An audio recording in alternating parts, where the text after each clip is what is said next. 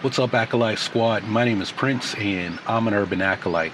Let's take a break from all the Mandalorian stuff and people freaking out over Ahsoka and talk about Darth Vader. So before I get into that, just want to say rest in peace to David Prowse, the actor who portrayed Darth Vader in the original saga. And what I want to share with you guys, I got this from Phil Zostak, but he retweeted it from Paul Duncan. Paul Duncan, actually, I talked about him on another video because he's the guy that wrote that Star Wars Archives book where we learn what Lucas's plans were, some of his early plans for the sequel saga involving Darth Maul. So if you haven't seen that video, check it out. This is pretty interesting. George Lucas talks about the tragedy of Darth Vader. So he says, for Star Wars, The Empire Strikes Back and Return of the Jedi, I had to know where the Empire and Darth Vader came from to make the story of Luke Skywalker coherent. In 1981, during a five-story conference for Return of the Jedi, a 5-day story conference for Return of the Jedi, Lucas gave details on how Anakin Skywalker, Luke's father, became Darth Vader. So this was from July 13th through the 17th in 1981. Wow, I wasn't even a year old yet. Or yeah, I was. I was like about to turn 2. So anyway, so it says Anakin Skywalker began hanging out with the Emperor, who at that point nobody knew was that bad because he was an elected official. He was a politician. Richard M. Nixon was his name. He'd subverted the Senate and finally took over, and he was really evil, but he pretended to be a really nice guy. Luke's father gets subverted by the Emperor. He gets a little weird at home, and his wife begins to figure out that things are going wrong, and she confides in Ben, who is his mentor. On his missions through the galaxy, Anakin has been going off doing his Jedi thing, and a lot of Jedi have been getting killed, and it's because they turn their back on him and he cuts them down. The president is turning into an emperor, and Luke's mother suspects that something has happened to her husband. She's pregnant, Anakin gets worse and worse, and finally Ben has to fight him, and he throws him down into a volcano, and Vader is all beat up. When he falls into the pit, there's hardly anything left of him by the time the Emperor's troops fish him out of the drink. Then when Ben finds out that Vader has been fished out and is in the hands of the Empire, he's worried. He goes back to Vader's wife and explains that Anakin is the bad guy, the one killing all the Jedi. Mrs. Skywalker has had the kids, the twins, 2 little babies who are 6 months old or so. The Skywalker line is very strong with the Force, so Ben says, I think we should protect the kids because they may be able to help us right the wrong your husband has created in the universe.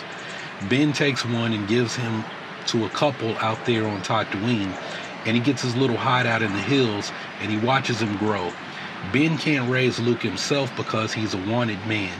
Leia and Luke's mother go to Alderaan and are taken in by the king there, who is a friend of Ben's. She dies shortly thereafter, and Leia's brought up by her foster parents.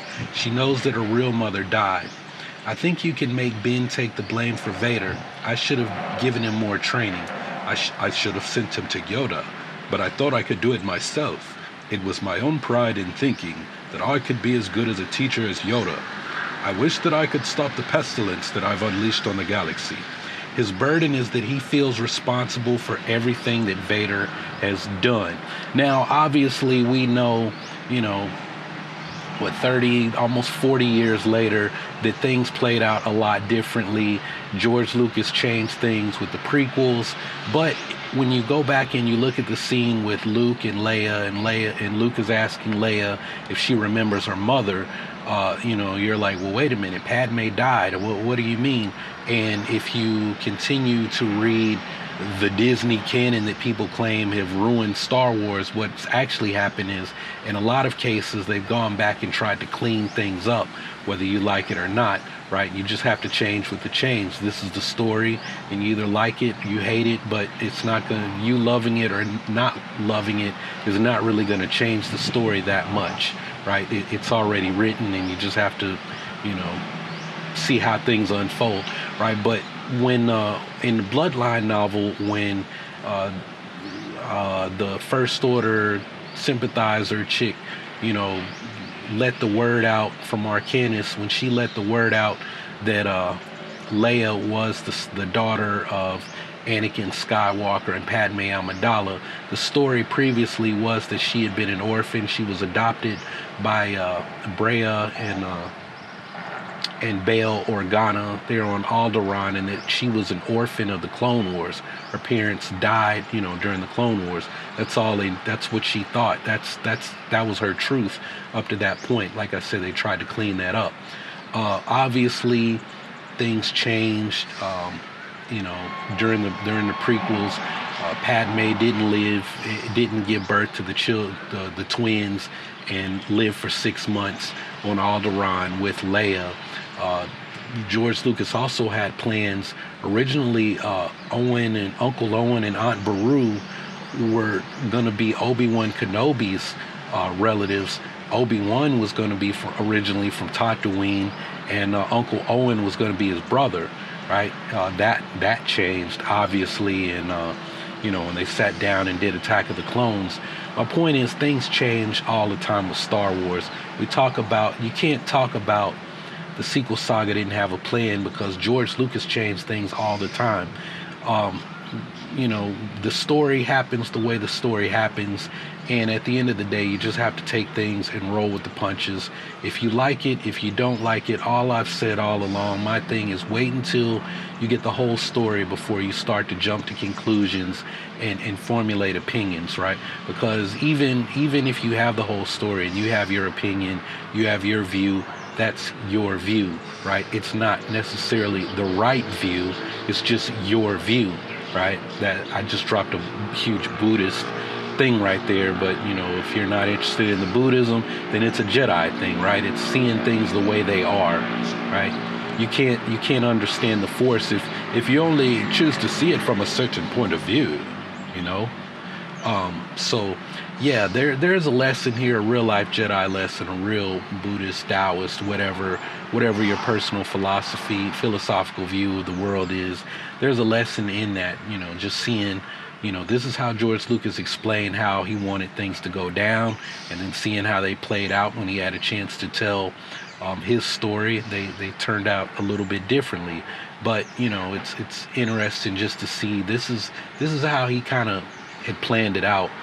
And then, bumps and bruises and changes happen along the way, but it still basically kind of happened that way.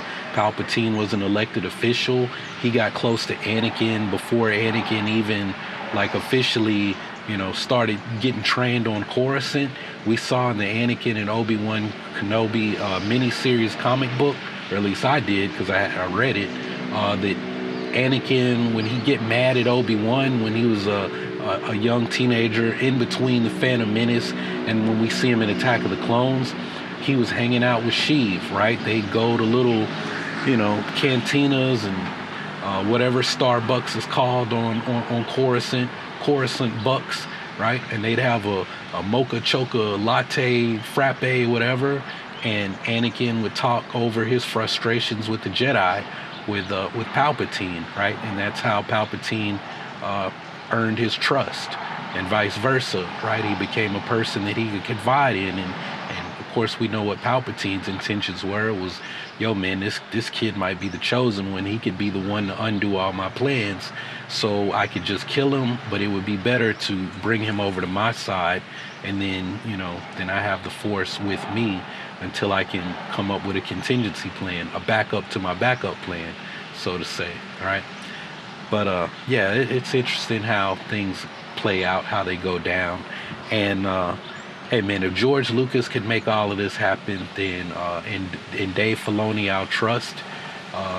Contrary to what some of these vloggers and podcasters and bloggers and people who are upset right now, they don't want Dave Filoni touching Thrawn and touching the things that they think Star Wars ought to be, versus letting the man, who studied at the feet of George Lucas, tell the story and fix everything that people feel like went wrong with the sequel saga, as far as pulling the Filoni-verse, making the Filoni-verse meet up with the J.J. Abrams stuff. The story that J.J. Abrams told and Rian Johnson had a little bit of a part in, right? Dave Filoni is going to fix all of that. Trust me. Trust me. At some point, the timeline in the Filoni-verse is going to match up with the sequel saga's timeline, and it'll all make sense. You know, I'm not saying you're going to like the sequel saga in a few years, but I'm just saying it's all going to make sense. And I mean, even right now, you got people wondering if Baby Yoda, BG, Baby Grogu, if his blood in the experiments in Moff Gideon is performing right now had anything to do with the creation of Snoke. You know, of course, if you listen to Thor Skywalker, Snoke was made from BG's blood, but you know, I keep telling y'all, Snoke was Palpatine's jizz stain, right? He was a money shot. That's where Snoke came from. He was a money shot all over one of them Sith cultists. And then Palpatine shot him with shot his jizz stain with some Sith lightning and created life, right? Through you know, a process that some would consider unnatural.